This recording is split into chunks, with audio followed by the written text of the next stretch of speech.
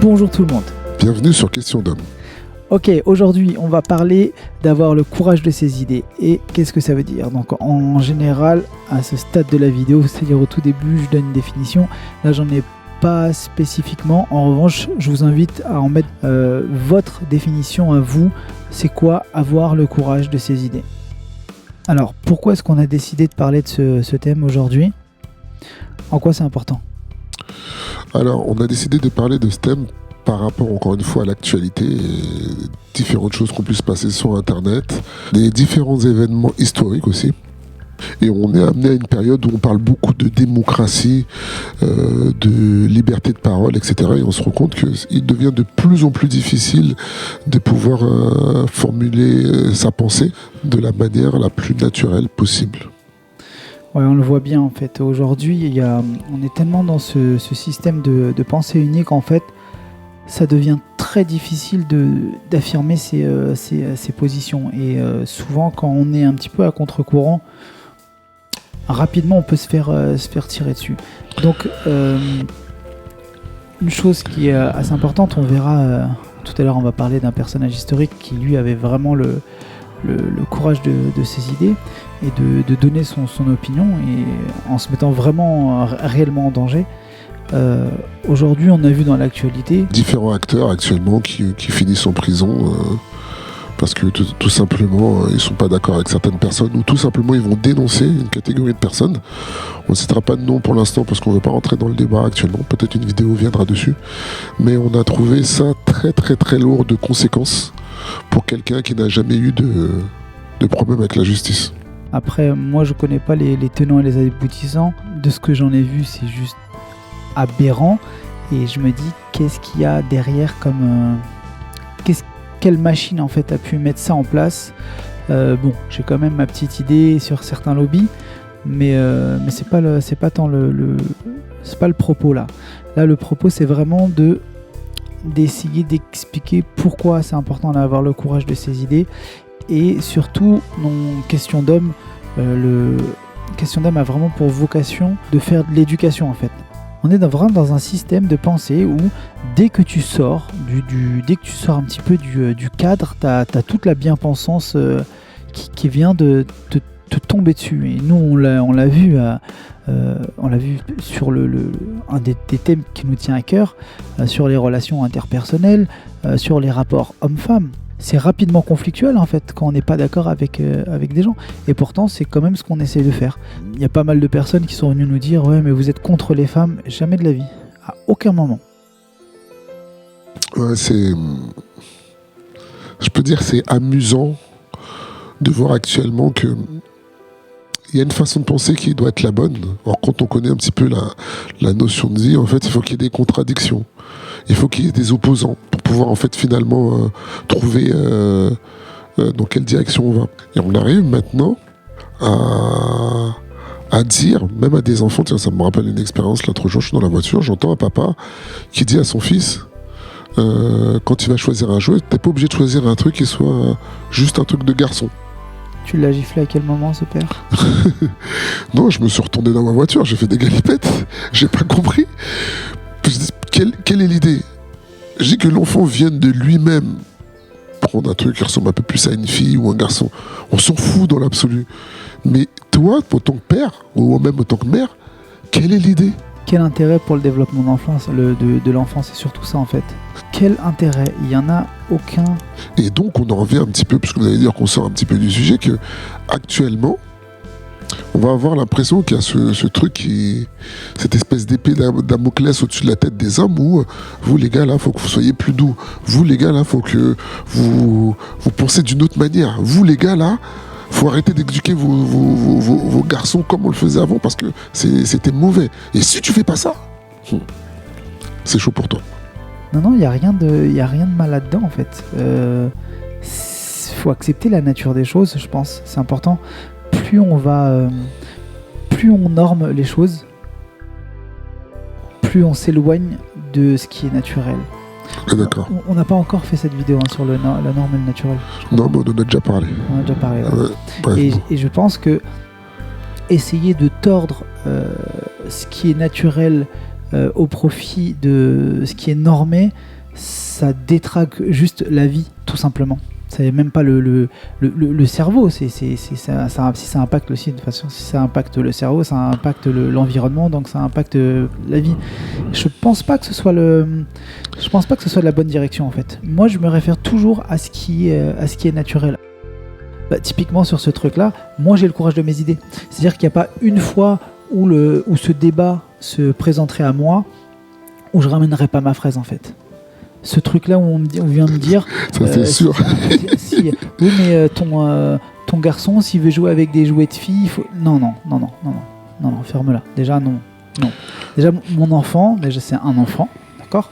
Et cet enfant-là, il s'avère que c'est un garçon. Je vais pas commencer à lui mettre dans la tête qu'il peut jouer avec des poupées ou il faut qu'il s'habille en rose pour faire plaisir à un certain lobby.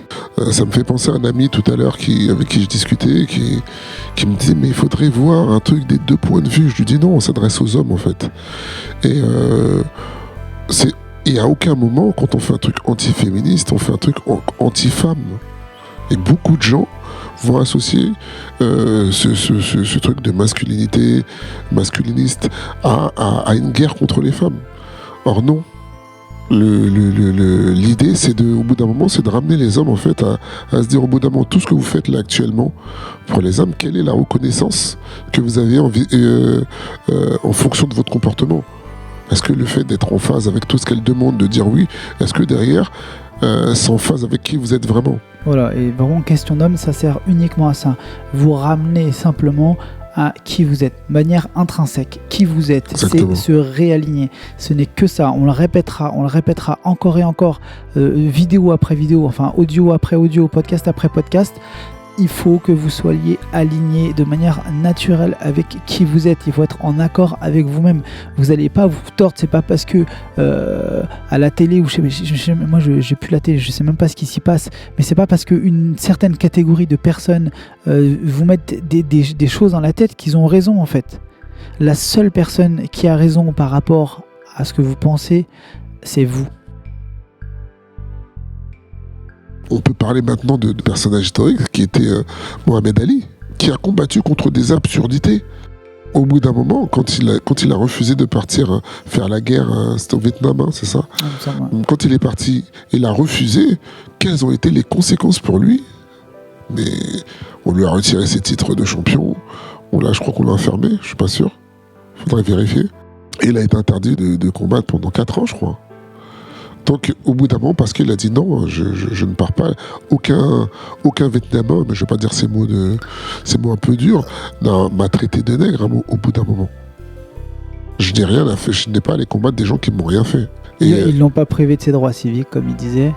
Ils n'ont pas insulté ses parents. Ils ont rien fait contre lui. Donc lui, c'était logique qu'il trouvait aucune raison valable et il a campé sur ses positions. Ça, c'est avoir le courage de ses idées. Exactement. Voilà. C'est-à-dire qu'il était prêt à tout perdre, à tout échanger contre sa vérité, sa nature profonde à lui. C'était dire non, moi là avec quoi tu es en phase, c'est que je ne peux pas aller, tu peux me ramener le dernier des colosses sur un ring, tu me ramènes qui tu veux, c'est le sport. En revanche, en tant qu'être humain, tu vas pas m'envoyer à des milliers de kilomètres aller cogner des gens qui m'ont rien fait du tout en fait. C'est ça. Et ça a toute cette puissance, ça a toute sa puissance, parce qu'on se rend compte qu'au bout d'un moment, je renie pas qui je suis, finalement. Et parce que je sais des choses qu'il y a dans ma réalité qui sont bien plus graves que des idéaux, en fait, sur lesquels on m'envoie combattre, qui ne sont pas, du coup, en accord avec qui je suis. Ce qui va se passer actuellement, c'est qu'on va se rendre compte que la plupart des gens, quels que soient les faits, ou à part Monsieur Z, parce que je ne vais pas citer son nom, Zorro. Mais pas lui, il ressemble plutôt au mec des Simpsons. Le méchant là, le patron d'Homer. Et ce monsieur, en fait, à la télé, après on sait pas si c'est pour faire des polémiques ou quoi que ce soit, il balance ce qu'il veut. Lui, en tout cas, il peut balancer ce qu'il veut. Mais d'autres personnes là, ils balancent ce qu'ils ont vu, mais c'est prison, c'est condamnation, c'est... Je le dis, lui aussi, Monsieur Z, il a aussi des condamnations. Mais en tout cas, au moins, il a le courage de ses idées. Voilà. Je suis 80% pas d'accord avec lui, mais en tout cas, c'est un débatteur de talent, ça on va pas lui enlever. Et il a cette qualité, c'est qu'il a des positions, il a des réflexions, et il campe dessus en fait. Et il combat pour ça en plus. Hein. Ses plus grandes sorties, c'est d'annoncer que à l'époque, on avait des gens, ils pouvaient avoir différentes idées. Et là, on arrive, que ce soit par rapport au féminisme, que ce soit par rapport aux religions, que ce soit par rapport aux ethnies, on va arriver, tout le monde doit aller dans le même sens. On a eu Charlie, tout le monde, oui, je suis Charlie. On arrive au bout d'un moment dans des trucs, on ne sait même pas le fond de ce que c'est, parce qu'on voit un mouvement, parce qu'on nous a sorti quelque chose, on ne voit même pas le fond de l'idée. On ne sait même pas d'où ça sort. Et moi, je vous invite clairement et avec conviction à regarder un petit peu ce que vous entendez dans la télé et comment ça résonne intérieurement. Ok, pour conclure ce podcast, j'aimerais simplement résumer cette idée. Pour avoir le courage de ces idées, il faut être déjà aligné avec soi, aligné avec ses idées déjà, qu'elles soient claires. Et même si elles ne le sont pas, mais que vous ressentez quelque chose qui vous semble vous naturel, débattez. Défendez-le. Si quelqu'un n'est pas d'accord avec vous ou dans une conversation, ne laissez pas quelqu'un dire une connerie plus grosse qu'elle. Et c'est ça en fait, défendre ses idées et avoir le courage de ses idées. Faut pas avoir peur de se mouiller. Personne va vous couper la tête parce que vous avez dit des idées. On a la chance quand même de vivre dans une époque où on a encore à peu près le droit de dire ce qu'on veut. Sauf on l'a vu sur certains cas sur internet, visiblement on n'a pas le droit de dire ce qu'on veut. Mais sentez-vous libre quand même et défendez vos idées. Ce que j'aimerais rajouter en plus à ce résumé, c'est que même si vous n'osez pas, parce que c'est pas toujours facile pour tout le monde de venir argumenter sur ses idées, vous êtes en droit de ne pas accepter en fait ce que l'autre va vous dire. Ok, j'entends, mais je suis pas d'accord. C'est aussi ça, défendre son opinion. Se dire que je vais arriver, cette personne, ce média, ce réseau, quand il va balancer cette idée, je vais pas aller dans le sens de tout le monde parce que ça ne me convient pas. Et ça, c'est quelque chose, si on veut pas être dans le débat, c'est quelque chose aussi qui peut se faire de cette manière. Et n'oubliez surtout pas que vous avez le droit de changer d'avis. C'est votre droit, le droit le plus absolu. C'est pas parce que vous pensez une chose aujourd'hui que ce sera votre vérité de absolue, demain. Ouais. Sur ce, quoi qu'on pense, quoi qu'on dise, et quoi qu'on fasse, restez vous-même. Les autres sont déjà pris.